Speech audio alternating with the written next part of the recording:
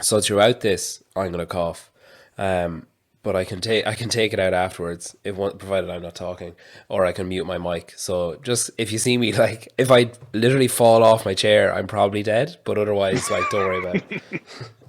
Yeah, I wasn't going to worry about it. Um, okay, I'm going to start now. Um, so thanks for coming back on. I really appreciate you taking the time out again. It's hard to believe that was 100 episodes ago. It's crazy. Um, Where does the time go? it is bizarre though, and I think like Yeah. the time seemed to go. I don't know about you, but the time seemed to go quicker for me because it was like there was actually stuff on and like you could go places and do stuff. So it's like the days actually blurred into one in a positive way rather than like what day did I last shower? And like the last time there wasn't an awful lot going on. So since we spoke, the big thing that happened, I suppose the largest piece of the last year for you was podiuming at the games. I'm not gonna take credit for it, but I mean, when you hadn't been on my show, um, what was it like being back? Was it like did it hit different this time being back in the podium, or was there a feeling of like was there any emotions like redemption or like like a you know like is it all positive when you wind up on the podium, or is there any part of you that's like like is it frustration that you hadn't been on it more recently, or is it like relief that you're back on it, or is there any kind of mixture of emotions? Yeah, it's a good question. It's every competition and every year is different, right? And that's with any sport, and even growing up, like, there'd be certain victories or defeats that would just feel completely different. And this year was no exception. You go through different challenges, I guess, really, like, the lead up to the competition and then the actual competition itself. There's these kind of like different energies or colors or whatever that kind of paint the picture as what those victories feel like. And so I was kind of, before this call, I was thinking a bit about just, being, having done this now for 10 years. I've been doing this now longer than I ever played the sport of volleyball, which is like crazy because that was a huge part of my athletic growing up. And I think back and I'm like, oh, like, for example, I think in some ways the purest competition experience I've ever had in CrossFit was 2016 regionals, qualifying for the games. The whole weekend I didn't have any no reps. I executed everything exactly how I planned. I hit all the times that I kind of had practiced in training or a little faster. I just like didn't make any mistakes. I like wasn't stressed. I was just totally in the zone. I felt completely like unfazed by anything else. I just felt like I was running my own race and everyone else was doing something else. And I think I would have felt that way had I come like second or third as well. It wasn't because I won that it was so great. It was just a completely in the zone flow moment. And I think in some ways I'm always still kind of chasing that, but knowing I'll never have that again. There's more external pressure now. There's more internal pressure. The game has changed. Regionals don't exist anymore. I made the games, and so that first time making the games, you only experience that once. But this year, the CrossFit Games, it was a feeling of uh, I was just really proud of the weekend. I was felt like it was probably the most professional performance I'd put on. I just felt like really locked in. I felt like a professional. Is probably the best way to put it. I just felt like all the little details we had dialed in, and I was had a nice sweet spot between being very relaxed but also very aggressive. Very confident but also like just the right amount of fear that like if you don't do this right, you're going to lose. Like if you don't do this right, you're going to get cut. You're going to come 20th instead of third or whatever that was.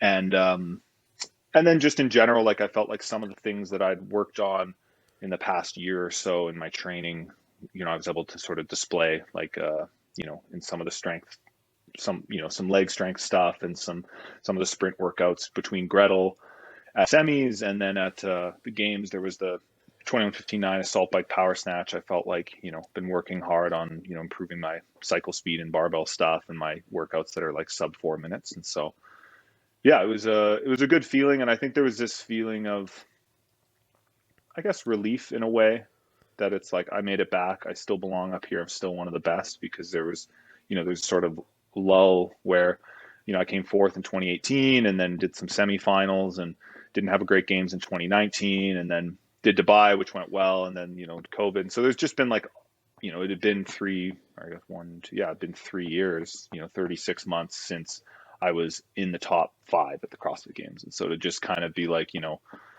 I'm still at the top, I can still hang with the best, and I've still got a shot at winning it all if everything falls together in my training and, my prep and the workouts and all that stuff lines up. Like still think I have a shot at that top spot, which was exciting and a relief, and just something I was really proud of. Do you think if you hadn't podiumed, would that change, like, say, your hopes for this year? Like, because like if you're saying that like it was a signal to you that like, okay, yeah, I still have it, I can still push, I can still be up here. If you had finished like 7th, would you be doubting yourself, or do you think would it light more of a fire in a different way? I think more of a fire in a different way. Like I still have a tremendous amount of doubt every day, and that's after a good year last year, right? And that happened every year, even the year I came, second at the games, or I made the games, whatever it was, like I would say more often than not, most days are filled with much more doubt than like confidence. And sometimes it can be, usually it's, I think, a fairly healthy amount of like, I think you need a bit of that. I think most high performers have that. Sometimes it gets to an unhealthy amount where it's like causing more stress than it pushes me. But without that doubt, I couldn't train on my own. I think if I was too confident and I was like, oh, I'm third best in the world, like I don't, I would probably need to train with people in order to constantly be pushed. And I would probably need to train with people to bring me enjoyment and to kind of be like, hey, Brent, like you have to train this afternoon. Like, oh, I'm a bit sore, I'm a bit tired, there's something on, I was thinking I might go down to the beach and hang out with my friends. It's like, no, like, if I was training with people, that would be like, no, Brent, you have, like, you promised them you'd show up at 3 p.m. to the local gym, like you're going to go.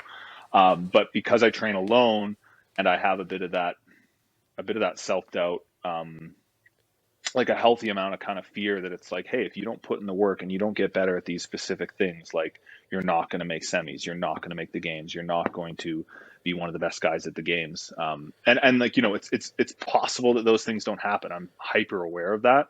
And that's not just like, there are some real doubts that might not happen. Some of those things might not happen. And I know that, but I also am, I had a really good float yesterday and put myself at ease, and I'm like, hey man, like every day you do everything you can, like there's not really many days where I can look back and say, oh, you didn't push hard enough in training, or you did the wrong things in training, or you didn't get to bed early, or you didn't, do those little things. So, but yeah, I think if I had placed differently at the games, I think I'd probably still be at it here. I'd still be training. I'd, still be doing the thing, but there will be a time where I'll quit, and I don't really know what the writing on the wall will be for that. I think it'll be a combination of me feeling like I'm not improving, that I'm not enjoying it, that I'm, maybe jeopardizing my long-term health. And so like if a combination of those things happen where I'm like, you know what, I'm not having fun, you know what, I don't think my body is like keeping up with this anymore in a health longevity standpoint.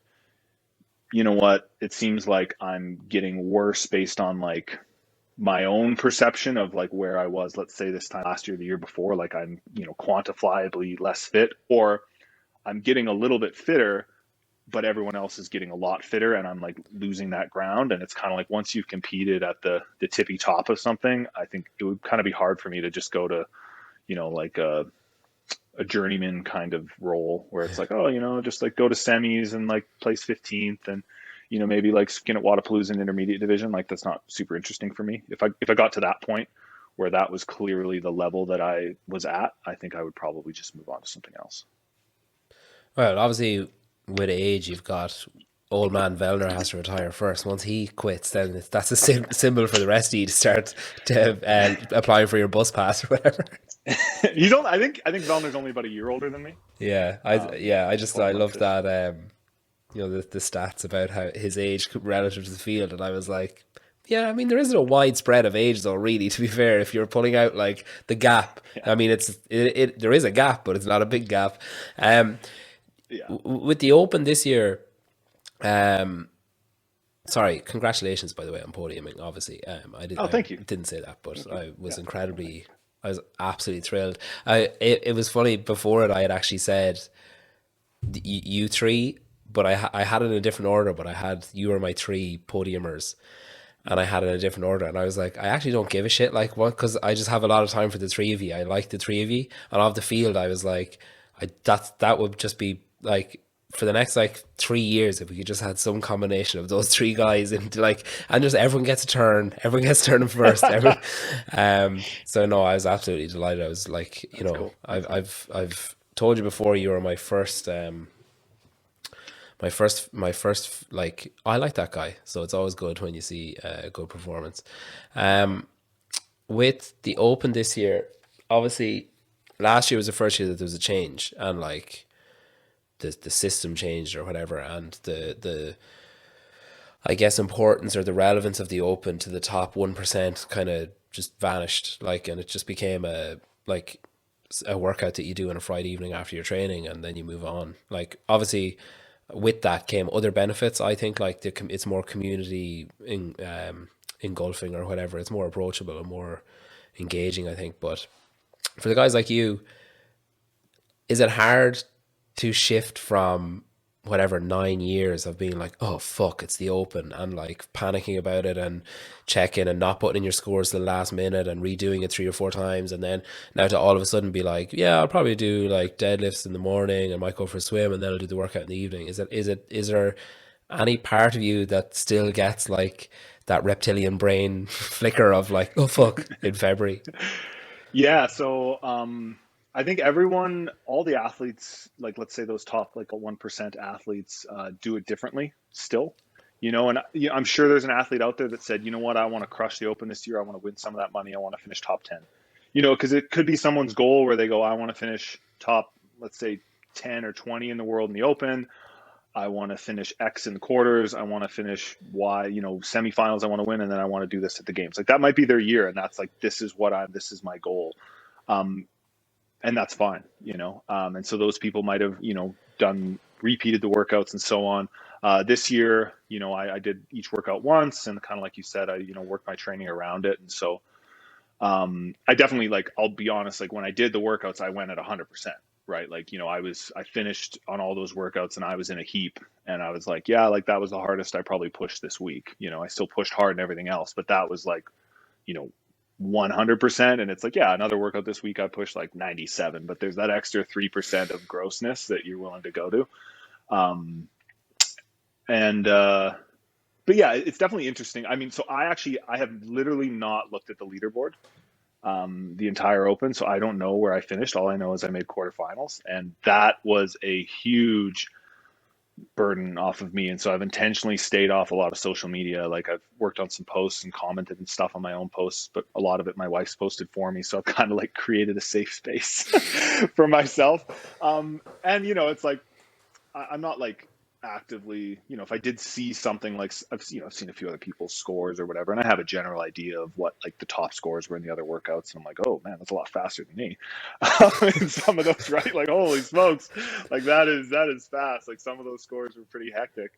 Um, but I mean, every year, I've never really.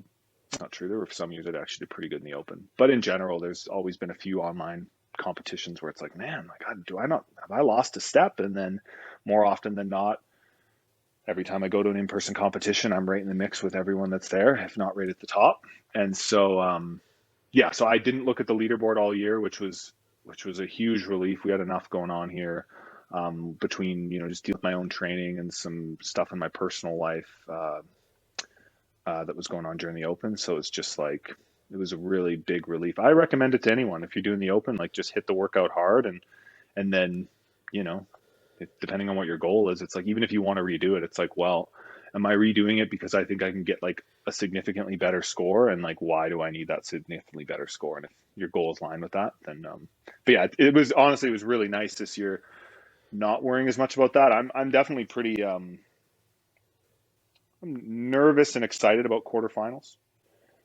Like always, anything could go right or wrong, right? So if you're not ready to party that weekend, and if I'm not at 100%, health wise and whatever, you fall a little sick or have a bad sleep, or you just like mess up a workout or something, it's like it could all be down the tube. It's, you get one shot at this thing. So, a Yeah. little more nervous about that, but This is coming out after quarterfinals, so do you want to record two separate? so if this is coming out after quarters, hey everyone, in the future, I hope things are great. I hope we have hoverboards. Where the hell's my hoverboard? And So you just need to say two sentences. Bummed I didn't make semifinals, and then immediately in the exact same tone of voice, so thrilled I made so semifinals, and then I'll just yeah, cut out the wrong one. Yeah, easy, yeah, easy. and like yeah, I don't like making predictions about how I'm gonna do. Ever. Not really one to ever do that. But it must be impossible. Like, okay, obviously, like there's stuff going on away from CrossFit and stuff, and like you don't want the extra like kind of nagging voice, I suppose, of looking at the leaderboard. But having spent 9 years like requiring yourself to look at it, like needing to see, because those scores mattered then, where it was like, Yeah. fuck, that's way faster than I need to go again. Or like, Mm. oh, if I don't get those points, or if I don't get, if I don't shave off those seconds or whatever. Whereas like, like, are you basing that then when you see the workout come out? Are you like thinking, okay, that bit should take this long, that bit should take this long for like the quarterfinals pace would be, you know, 4 minutes, whatever, and then like, right, I'll aim for that. Is like, how are you preparing yourself for the workouts? Because if you're not looking at the leaderboard at all, then you have nothing. Is it just your own experience within the sport to be like, that should take people going to semifinals this amount of time, therefore I only need to do it in this amount of time? Yeah, so that's a good question. So I usually don't. When I look at a workout, I typically think, how can I get the best possible score on this? How can Brent get the best possible score on this? And that isn't necessarily always going to be the strategy that's going to be right next to a world record speed. Yeah. So like, but there's exceptions to that, where if I'm really confident in something, so at an in-person competition, let's say there's a workout that's like let's say it's like a chipper, right? And I'm good at chippers, throwing and wall balls and lunges and rope climbs. And, like in Dubai, there was a workout like that in 2019. And I had like a rough strategy, but it was basically, my strategy was just stay behind everyone by like a few reps for the first like round, and then get ahead of everyone on the rope climbs, and then stay ahead. So there wasn't really like, I was just kind of like looking around as I was doing all those things, and just kind of making sure I was like with the group. And then I made a push on a set of lunges to get to the rope at the same time, and then I just hammered the rope. But if that workout, like it's, let's say the same competition, same Brent, same competitive spirit, if that workout was something I wasn't as good at, that was like, heavy front squats, heavy deadlifts, strict handstand push-ups, I don't know, strict ring muscle ups, like things I'm like, okay, I'm not winning this. I'm not going to win this workout probably. That's just a reality. So like, what do I need to do to get the best possible time? Because I'm fighting for somewhere between 3rd to 10th in this workout. And you kind of have to put the blinders on. You can use like a bit of motivation from people around you, but you can't get sucked into them going unbroken or doing these huge unbroken sets, because you're like, I can't do that. Like if I do that, I'm going to be down to singles. And so in the open, in something like the deadlift burpee workout, for example, it's like, I'm like, okay, like, I'm not going to be able to start and maintain a burpee speed that's going to be the same as the man who's going to win this workout. Like, I just know that I'm not going to be able to hop up, hop down, immediately grab the bar and just like rip it and keep that pace up. I know myself well enough. So it's like, okay, I need to kind of find like a burpee speed that I think is going to be maintainable.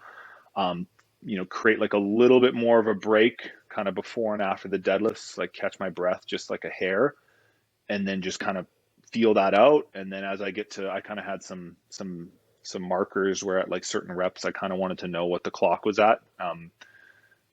And then, just like hold my pace. And that's pretty much what I did in the open back in the day anyway. Right. The difference being like, now I just won't repeat. So like, I would look at that workout, the next day or that night, and I'd time out all my splits, and I'd look and I'd say, oh, you know, I started a little fast, I went a little slow, or I was too cautious here, I was too aggressive here, or, you know, whatever, like little things. And I'd change those things and then go that, like, you know, 2% faster on the redo. Yeah. Or you might watch videos and see someone do something like, oh, frick, why didn't I do that? Like, that's so much better, like some technical thing, or, you know, something like that. But often it's not really the scores that are, like, the actual times on the leaderboard probably aren't going to impact my ability. They're not going to impact my ability to go faster. It's like, just because I know someone can run a mile in, you know, 3 minutes 48, it's like, that's not gonna, it's like, oh, cool, like, you know, oh, let's, you know, like, that's not gonna really change that. It's more just your own experience. But there is like, but there is also an element, of, you know, in any competition workout, where, especially if it's something a little weird, where, I'm trying to think of an example of that, where, you know, you kind of go, like, especially at the games where they announce something, you're like, geez, that's kind of weird, like, I don't really know what to do there. And so you might watch the first heat of men, and I'll Yeah. see someone, I'm like, oh, like, you know, he's kind of built like me, you know, he's like my size. We're like, you know, we did well in these sorts of workouts in the past, and he's just in heat 1 right now, and I'm in heat 4. So I'll watch him and I'll go, oh, okay, like, he's going unbroken, but he's like walking on the transitions. So, like, okay, I'll do, you know, I'll take something from that.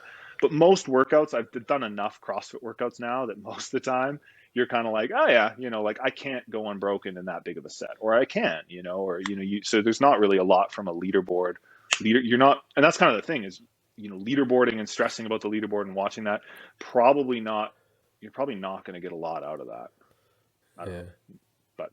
But I think there are some people that go, I want to be the best in the world, and the best in the world is going to go full send and unbroken. And so I'm going to do that. And if I blow up and fail, well, at least I tried. And that doesn't really make any sense to me. Like, I think most of the time that's a recipe to fail.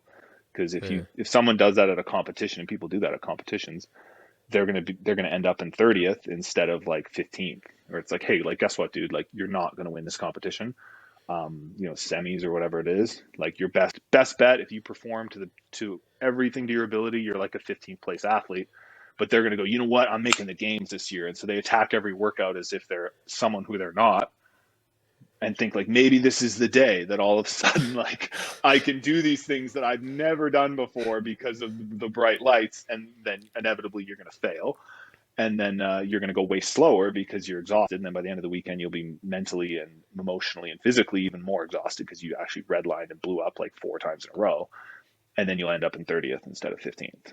But You just described my every open I've ever done apart from this year. yeah, where you're It's like, like this is the year of the ring muscle up. I haven't fucking touched a pair of rings, but this is it. I can feel it. Huh? yeah. So, but it's different. And some people want, you know, there's some people that they're like, you know, and I've heard of, you know, games athletes, who are good athletes, who will say stuff either like, hey, like, I'm not here to come this, like, I'm either going to shoot for the stars, or this like preconceived notion of like what I should be shooting for. And if I fail, then at least I failed trying. Yeah. And I'm of the opinion, I'm like, well, I'm going to go out there, and I know, like, I have this internal belief that I know what I'm capable of. And I know when I finish a workout and there's a certain feeling, I'm like, I gave my best. Yeah. And that doesn't have to be a 10-minute workout where at minute 4, my heart rate's at like 210. And then it, you know what I mean? Like, I don't have to blow Yeah. up halfway through a workout to feel as though I've accomplished something. I mean, I was talking to Pat about that, and he said, like, usually Pat's like, my strategy is usually to hurt as little as possible for as long as possible.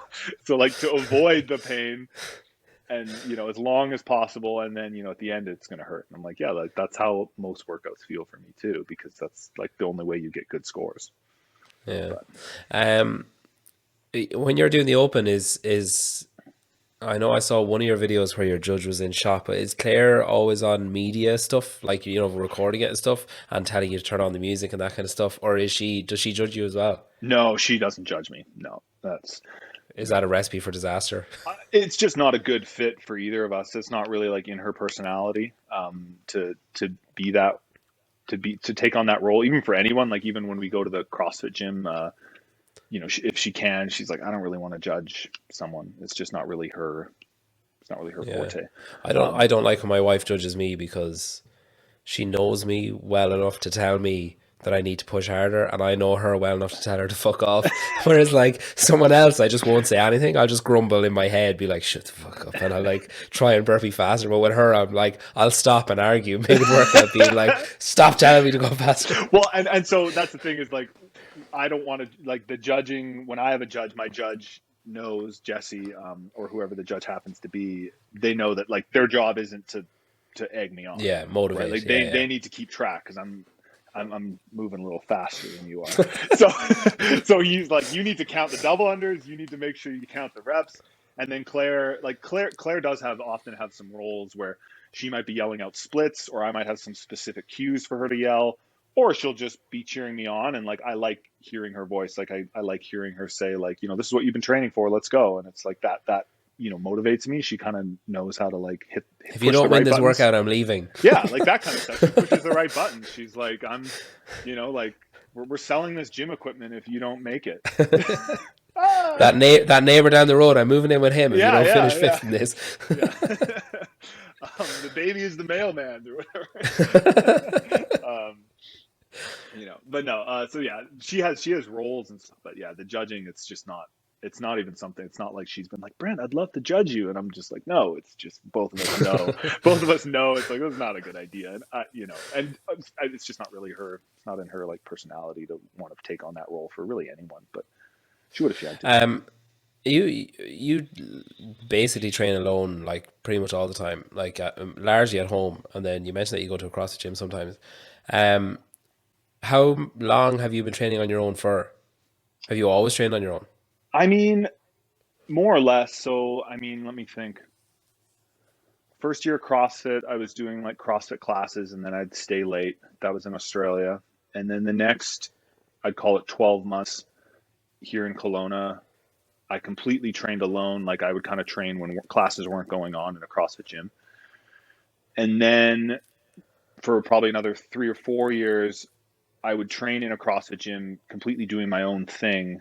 But there would be other people doing like the class and stuff. The schedule and the gym I went to changed and stuff. So, I'd go at whatever from 6 to 8 a.m. and there'd be classes going on, and I'd kind of train in the corner, doing my own thing and just like hanging out. And then, maybe like every Saturday or second Saturday, like someone would join in on my session or be open gym and people might join in.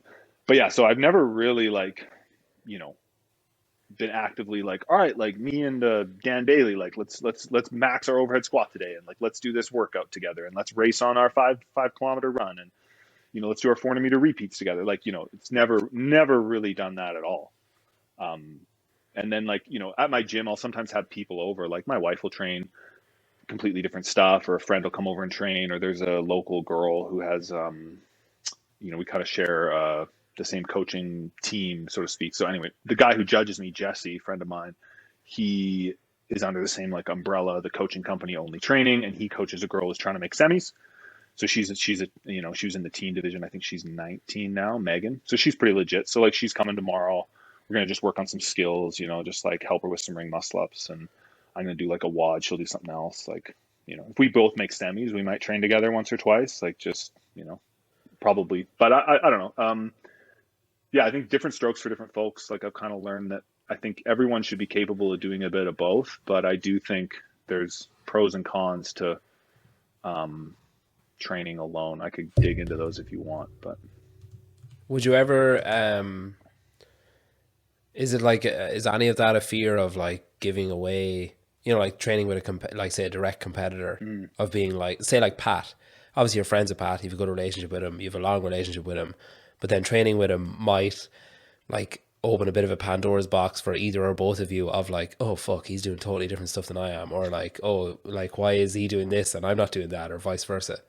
yeah, no, that's a super valid point. There's levels to it, and every individual sport would be very different as to the pros and cons. If we're just talking about CrossFit, individual sport, training with another individual athlete, I would definitely be more interested if it was a female. Let's say a female games athlete. I think you would have a lot more of like an open discourse, and there'd just be like a free flow of information. If I did, let's say Pat and me lived closer together. For those of you that don't know, Canada's quite large.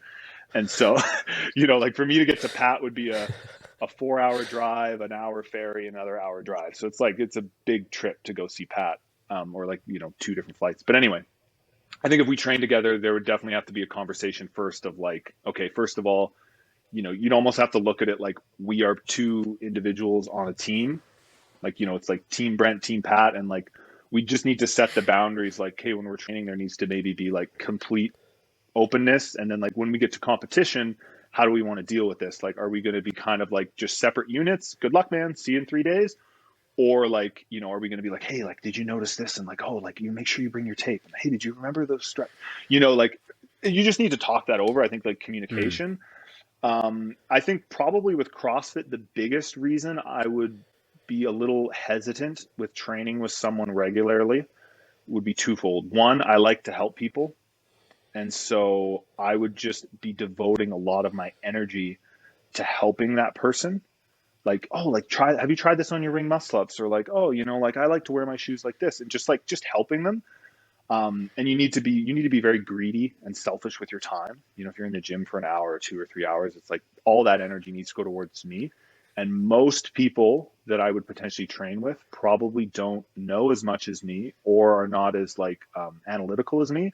So I would inevitably be giving more to them than they would be giving to me, which isn't in my best interest. And then this other reason I think is with something like CrossFit, I think you could race each other to the bottom, where you would both be just every day you'd be racing and you'd be trying to beat each other, and you would just both like beat each other down. And by the time you got to the competition, you think, oh, I'm going to be battle ready, I'll be battle tested, but actually you'll just be overtrained and exhausted because it's like you're just going to be constantly racing. And you see it in some endurance sports where it's like if you want to get good at a triathlon, let's say, all right, we're doing a 2-hour run at like a zone 2 pace.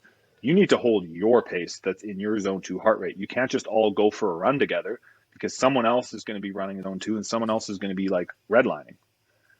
But we're training as a team, we're building camaraderie. It's like, yeah, like, one guy's getting better and 4 people just got worse today.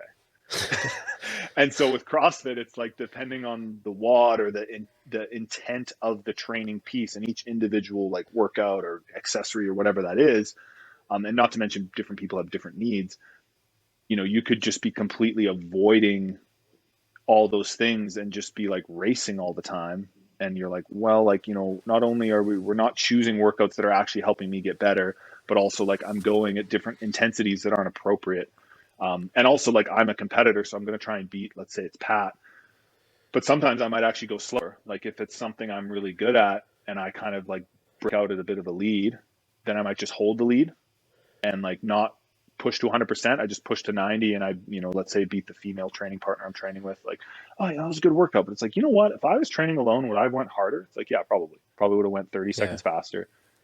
So it's just, but those are some things that I see. But depending on the person, training in a group, and it's something like, maybe when I'm like no longer competing, like it's cool seeing what like Fraser. I don't know the intimate details of it, but he seems to be taking a pretty hands-on approach with like Mallory O'Brien and Jake Marconi. Is that his name? Yeah. And so that's interesting to me. Like if someone had some potential and just kind of like being there more regularly, and I could be the pace bunny for them, but then that relationship would be clearly defined. Like I don't care about my own fitness. I'm just here to like help you in your journey and just like not get fat in the process, kind of. Yeah, it's interesting because like he was the first person I thought of when you were saying that, because he was on the other day and he was saying that when he had a conversation with Mal, that communication that you were talking about was they sat down and just said, this is what I want and this is what I'm going to do. And then she said, this is what I want. And one of the things that the only prerequisite she had was don't take on another female athlete. Yeah. And like now hearing you say like that, that's it would be an important factor in the decision you were making of if you were to train with someone you'd rather it be a female. It makes sense because obviously she doesn't want to race anyone to the bottom. Like she just like it's easier for her to train with Jake because like that it's two totally separate things. Yeah, and I'll just quickly add to that, like even the coaches I have, David Spur, Mitch Barnard of Only Training, they're like, as long as you're still competing, like we're not taking on probably another girl, but definitely not another dude. Like we kind of, there was an opportunity maybe to work with a male athlete who's like kind of games caliber, and it was like, nope, sorry. I'm like, wish you all the best. Like, good, good guy.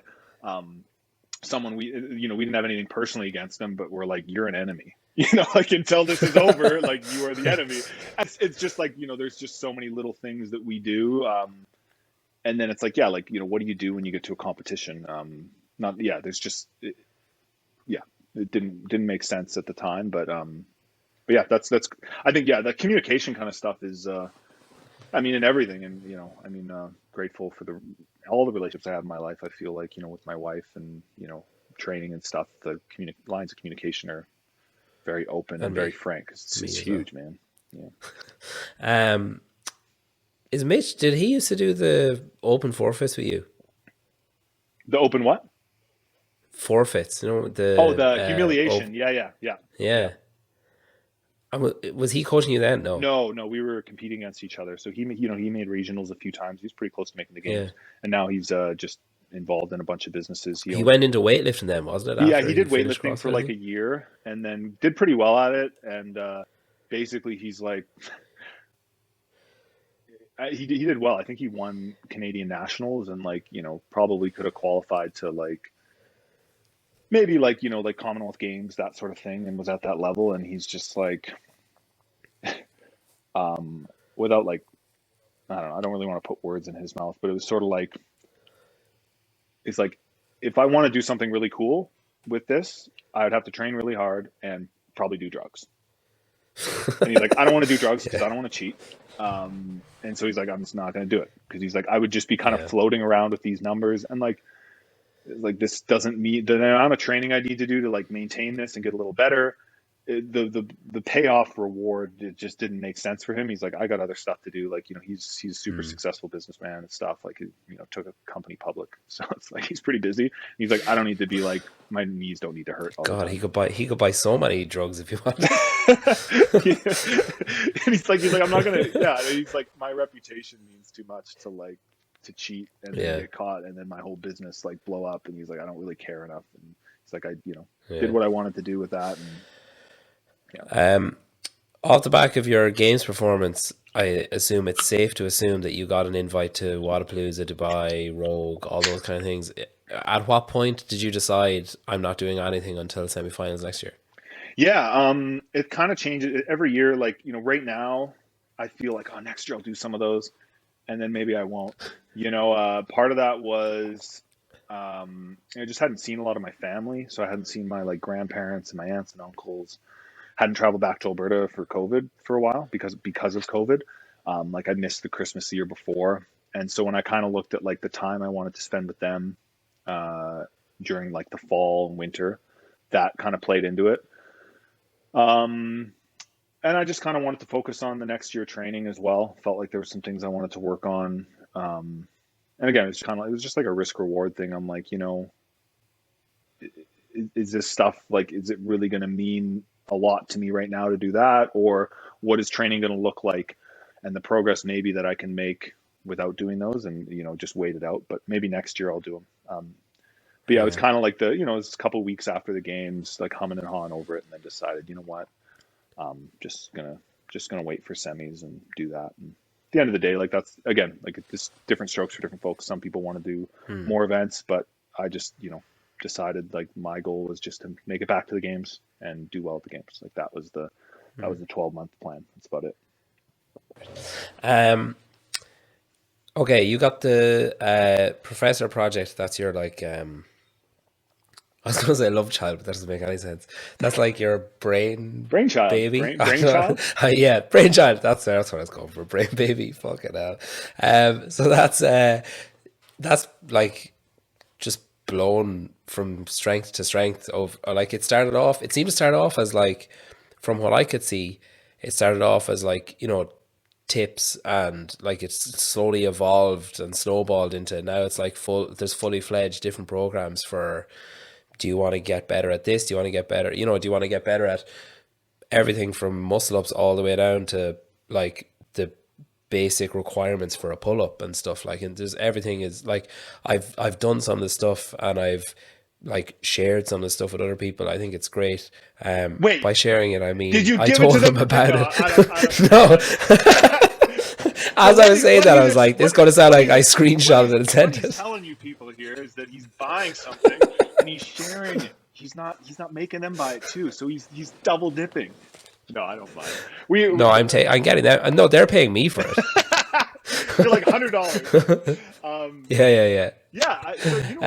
So you know, there's sort of two businesses there. There's the Professor Project, which is like sort of like competition tips and tricks, and then like programming, like daily CrossFit WODs, like what I'm doing.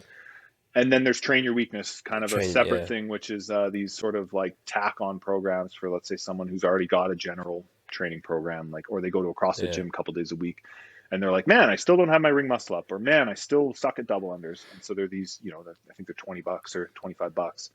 And yeah, those have been You can get them off me for 15. What's that? They can get them off me for 15. Like when you have both of those things, and obviously they take a certain draw of your attention, and then you mention things like, say, not doing competitions because you feel like that you've missed out on some family obligations or opportunities and stuff, and then you have these kind of things. Obviously, you need to have a career, and you need to have like this is like your go to college before you become an athlete thing. This is like your down the track, I'm going to need something. But is it hard to balance, like, because I know you got the PFA as well, and then you have this, and then you have, obviously you have sponsors, you know, you've got Ascent and Reebok and Torque, and like you've got all these different you've got all these different sponsors and obligations and stuff. For the hard worker in your family. This is just water. Like when but even just water from an Ascent shaker is different. It is. It's different.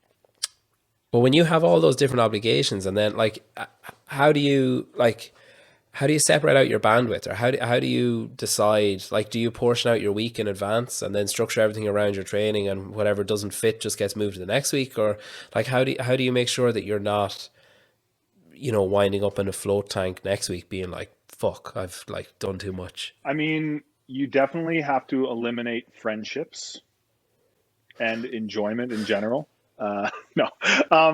You know, so I'm lucky with the Professor Project and Train Your Weakness that I have like a team. So, you know, Claire does a lot of work there, and Claire does a lot of work as well with just like, you know, helping with sponsorships and like my Instagram posts and stuff.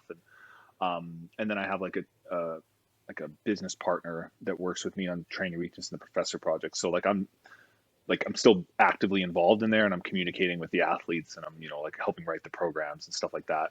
And, you know, most of them are like, the programming itself is what I'm doing with just some small tweaks to make it like a little more digestible. But I have people helping me. So it's not just me, like, you know, answering every single email and making every single post and that sort of thing. As far as like how to deal with it, it's just like, and yeah, and the PFA has been taking up a lot of time the last 2 months, but it's something I enjoy. Yeah, I mean, I've always been busy, you know, like, you know, in high school I was doing, you know, what did you even call it? Like student council stuff. And I was organizing a rock concert, and I was involved in like 2 different sports, and I was trying to get straight A's. Like, it's just kind of how I've always done it. And I just try to keep track of, I mean, if I'm awake, I'm kind of doing something that's pushing me towards my goals, like try not to watch too much TV and try not to dick around too much on social media. I still get a lot of sleep, which is good. But yeah, I mean, kind of just goes in waves. Like there's some areas, times of the year where it's very much like I'm just focusing on training, and so, you know, things will be put on pause. So like, you know, in like January, I'm like, I know that February, March, April, whatever, are going to be really busy. So, you know, kind of worked a little harder then on some of those extra things, you know, like banked a few extra training videos for social media or whatever, knowing that I'm going to be extra busy around now. And then, I mean, there's no real solution to it. It's just like, you know, I don't really know. I don't really have an answer for it. I think really it's less, honestly, it's less about the time, and it's more just about, like, kind of like you said, like making sure I'm not going crazy, which is a constant battle, but usually a losing one, if I'm being honest. It's easy to chat on this call. It was funny. Like I did an open workout in Calgary. Had to go and do the open workout there, and met a girl there who made semis last year, and we were just talking about mindset stuff and confidence, and she's like, oh, you know, you come across like, you know, like you got it all buttoned up, and like, like, you know, I try to portray that, and maybe, you know, on a call like this, it's like, oh, it's all about, but like most of the time, you know, I'm just like probably anyone else, a bit of a wreck, and, you know, a lot of self-doubt, and it's just like, you don't get to a finish line with that sort of thing. You're not like, oh, like I'm Zen now. It's just like, you have to just constantly work at that. Just like anything, you don't just like, you know, I don't know, get good skin. It's like you have to constantly still wash your face or something. I don't have fine skin. I have great skin. Or it's like your teeth, right? You know, oh, I have perfect teeth. It's like, no, you have to keep brushing them. And so it's kind of like, that's it, man. It's just like, it's just maintenance on your mental state. Yeah. And, you know, you go through periods where it's good and go through periods where it's not good. And then you have to like pull yourself out again. Yeah. You can cry if you want. This is a safe space. No, So things are good right now. Actually, that's like a little bit of you don't have to put up this polished front of like everything's zen. You know, I'm happy for you. If you want to have a breakdown, man, I'm here for it. Like, I need give the people what they want. Yeah.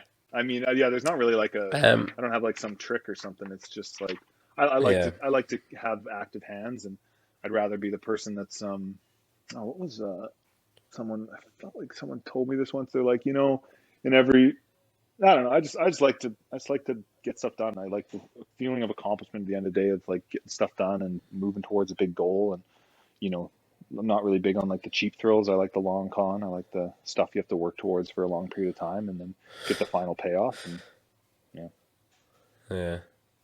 I think the support system tends to be the common the common answer when I've asked questions like that to like high performers. It tends to be my wife, my girlfriend, my husband, my dad, my, you know, whatever takes X amount off the plate, and, you know, that kind of stuff. And then, like you mentioned, the different teams with the Professor Project and Trainer Weakness, and, you know, like, and they're good teams as well, because I think I've engaged with both on different occasions, and I don't think I've ever waited longer than like 10 minutes for a response. That's awesome. So like, you know, it's pretty good. We mentioned the PFAA there, and I was curious, like, obviously, so Dave is gone, and Justin and Adrian are kind of heading things up now. I guess Justin primarily. Have you noticed any kind of change at all in engagement that you're getting, or has it been consistent from when the PFA was set up first? Or do you think the longer the PFA is around, that it's kind of more readily accepted, like by, say, the powers that be, and they're more maybe willing to converse or willing to listen or whatever? Yeah, good question. So PFA, we kind of started it in 2020 in the summer there. And I'd say like since then, there's been just a gradual improvement. You know, there has been since around the time when Dave has left a bit of like a bit of an uptick in, you know, communication and kind of like openness between what I've seen from the athlete communication and CrossFit Inc. But I'm hesitant to say that's directly because of Dave, because that's also right when the season was kind of ramping up. So there was more to talk about. And so I don't, you know, there's no way of knowing what that would have looked like with or without Dave as a central part of that team. It could have looked very similar. It could have looked completely different. I can't really say for sure. I don't think it's a direct result of just him being gone. But yeah, honestly, I'm really optimistic. I think like the communication with athletes is, you know, with myself and kind of the group of athletes that I'm working with, the PFAA, and then, you know, they also have their athlete advisory council, and I think they're going to morph that a little bit to make it just better over the coming like year or two. They have some plans for that, which are exciting. And yeah, they've just like taken on some feedback and seem to have made some changes based on feedback, which is awesome. And even now, I haven't actually read the article, but I kind of just saw like maybe an hour ago, Morning Chalk Up posted about like top 40 men and top 40 women at the games getting payouts, which is huge. Like that was, I'm not accrediting it to us, but that was like one of our top goals was like getting athletes at the games their enough money to sort of cover their trip. You know, it's like not everyone's going to make, you know, $200,000 at the games, but getting everyone at the games, you know, enough money to pay for their trip. And so it seems as though that is being pretty close to being accomplished this year, which is huge. And a lot of other little things, you know, it's not, but I definitely see like a lot of progress, and they're putting stuff on their radar that are important to the athletes, important to the coaches, and they're creating those avenues of communication. And, you know, I think once as CrossFit does that, then other events will follow suit as well. And even, you know, we sent, information to Wadapalooza on the pull-up bar and ring heights. So we did some research back in like October to December on how high the rings and pull-up bars need to be for the shortest athletes and the tallest athletes in kind of the world that are competitive.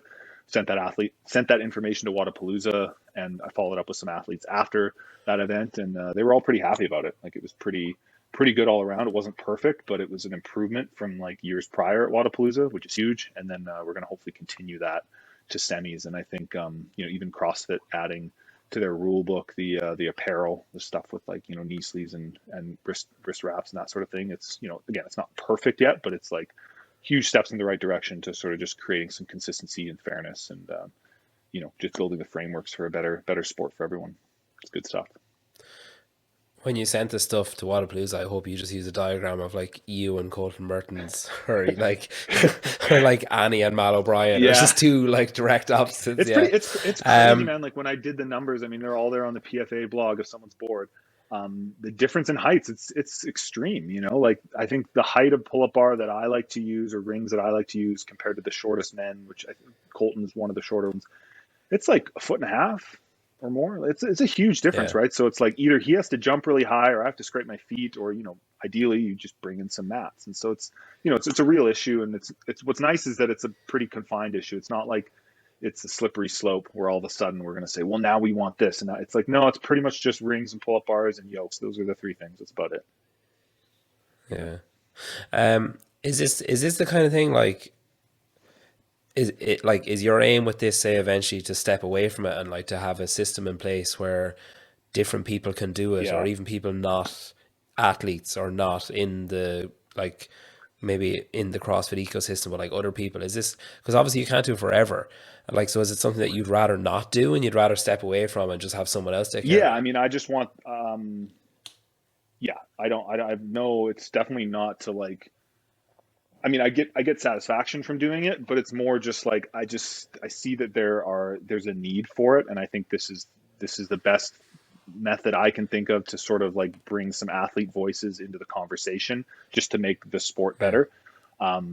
But if someone else has a better idea on how to do it, then we'll do it that way. And ideally, create the groundwork, create the foundation, so it can kind of run on its own. And then, a couple of years, I'll be doing my own thing, and you can just have a new board of directors, and just like like an NHL Players Association, they'll come and go, and it all just, information's passed down.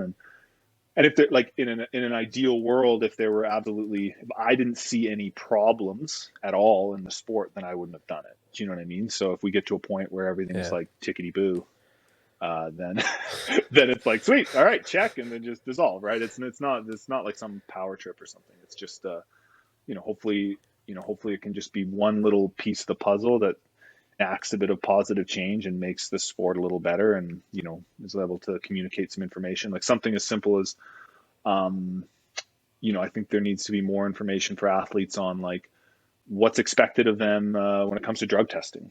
Like when they're peeing in the cup, they need to like seal it, and they should watch it being sealed, and and they should there's all these like protocols that a lot of athletes don't know, and I didn't know. And the only reason I know is because I've done it 24 times.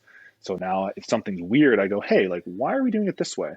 But just communication and education for athletes on that, education on athletes on how to pay their taxes, so they're not getting audited and have a bunch of like late interest payments, just stuff like that. I think I can hopefully be one of the people that can help athletes with that sort of stuff.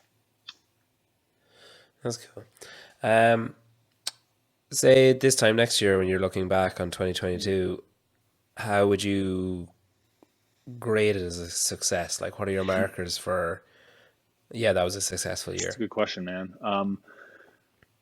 It's hard not to create that line based on some sort of spot on a leaderboard, right? It really is. Like, it's like, I want to say, made it to semis, made it to the games, and then at the games I won, or I came on the podium, or I was top 10, or whatever, right? Like those are the kind of, I guess I have that perception of myself. That's like the kind of caliber of athlete I've been the last few years, and I want to maintain that or improve it.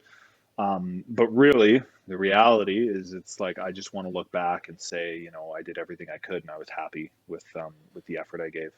And it's like it's hokey, but I mean, I spoke with an athlete once who just missed out on qualifying for the games, and he messaged me and he's like, man, like, I know this happened to you and it's heartbreaking for me. I'm sure it was the same for you. And then you came back and you made it. Like, what was the difference? And I said, well, I I knew going into that next year that there was the real possibility I could do it all again and not make it. And I had to be okay with that. And I had to train every day and dedicate and do the little sacrifices and go to bed early and skip out on the parties and all that sort of stuff. I had to be okay with the fact that I could do that all year, go to regionals, come eighth again and not make the games. And so I think it's kind of the same this year. It's like I need to be okay with every single day of training and just say like, hey, like I'm okay with putting in this time and I'm okay with this mental struggle and I'm sore and I'm tired and I still am okay and I want to be out there and I want to work towards this. And then if I don't, achieve that like checkbox of performance, I can still look back on the year and say, hey man, like, you still did it. Right. And, the longer I've been doing this, the kind of less I care about, I still do care probably more than I should, but I try to not care about like what other people think of my like career as an athlete or my legacy or what it means when I do this or I don't do that or I get a good score, I get a bad score. Cause it's like at the end of the day, in 10 years, no one's going to remember. And I'm the one who has to live with myself, like most even the big CrossFit fans. I mean, how often are they really thinking about me? Like, maybe once a month, they're like, oh, Brent, I hope he does well this year. And then they get fired up at the games and they think about it and then they forget, but it's like, I'm the one who has to live with it every day. And what really gets me up and gets me excited is just like, seeing improvement, just doing what I can. And, the closer I get to that is a success. Yeah. You kind of alluded to the fact that you've maybe not thought about, but it's popped into your head that like further down the line, once you hang up your nanos, you might start looking at maybe taking an athlete on or like helping someone or like, offering assistance to someone who needs help or whatever. Is that something that you think might be a real possibility that you might do? Because if there's any chance, you have to, whatever your hub, like the way these people have like training hubs where like people gather or whatever. The lab, like it has to be called the lab, whatever happens. The lab. But I was actually thinking about it earlier on. And I was like, does that imply that it's like an experiment, like that something might not work, or like I was like, does it have any negative? Yeah. It's not like I'm honestly I'm a little more passionate about like helping like high school and collegiate athletes become like fitter, stronger for their sport, get scholarships, and help them with their mental game. Like that's something I'm pretty sure I'm going to be involved in, and like wherever I happen to live, which is probably going to be Kelowna.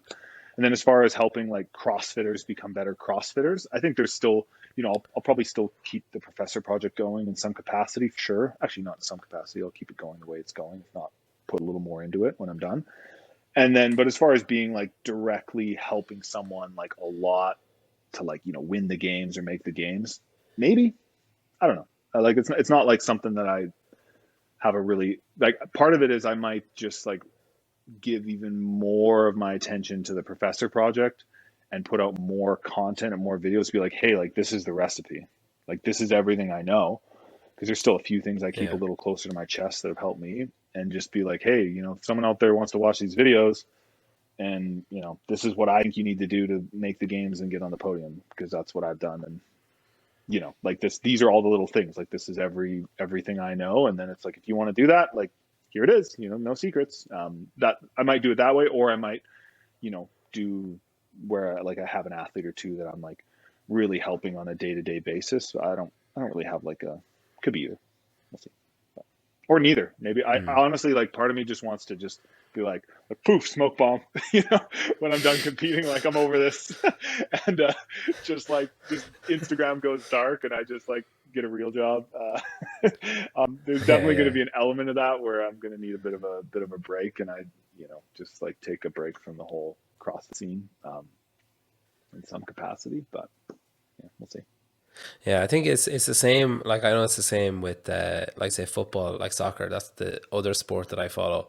And anytime a player is nearing retirement, you're like, God, I hope to go into management, because it's like you've built up this whole narrative about the person in your head that you're like, what if they leave? Then if they're not involved in the sport anymore, I won't be in any way engaged with them. So I think it's the same now. We're getting like people have been around, people have been fans of CrossFit long enough that they have like Connections. favorites who have been around for 10 years. So they're like, no, like you can't just stop. Like you have to like start a training company and you have to become the next like Bergeron, or that you have to be around for another 10 years. I think that's like, you know, Yeah, that's my dream, that to be like Vellner will have someone and you'll have someone and Fraser, and they'll all be going for top I spot. don't know, like that. When I get that, and I think when I am done competing, I'll I have some ideas on some things I'd like to do, but I need to make sure I'm doing it for me, and like whatever I'm doing, like brings me a lot of self satisfaction, and can pay the bills. But like a cross section of those two things, where it's like, I'm not just doing something. It's like, oh, I have to do those things you said. And I think sometimes there's a feeling that it's Yeah. like, well, like I have to keep out there, whether it's like a desire for fame or it's just, it's maybe it's easy. It's not even really easy, but it's just seems like the next logical step. And Yeah. Conveyor belt, yeah, like. and not in a bad way. And it's just kind of, um, but I'm not convinced. I think I need to think about like what it is I think that would really make me happy and what I have like a unique competency to do well. And I don't know if that'll be it. Yeah. We'll see. But I'm by no means like attached to that in a lot of ways. I don't Yeah. I'd like to disappear Well, and look, smoke bomb. thanks. I love that. Well, I'll make you disappear now. Yeah, Well, bye. thanks for coming back on. It's been great getting to chat to you again. I'll see you in another 100 That's right. episodes. And I think best of luck with the season. And honestly, I hope that you get, in however many years' time, you get to look back on 2022 as that's now my 2016 performance. I just hope you get to another repeat of that No, year. I thanks, man. think it's that'll be a nice way I'd to love round that off too, the year. man. And in saying that, like every year, every competition has like a special place. But like yeah, that one's maybe extra special. It's like a 10.1 out of 10. But yeah, no, I appreciate that. Yeah, I hope so too.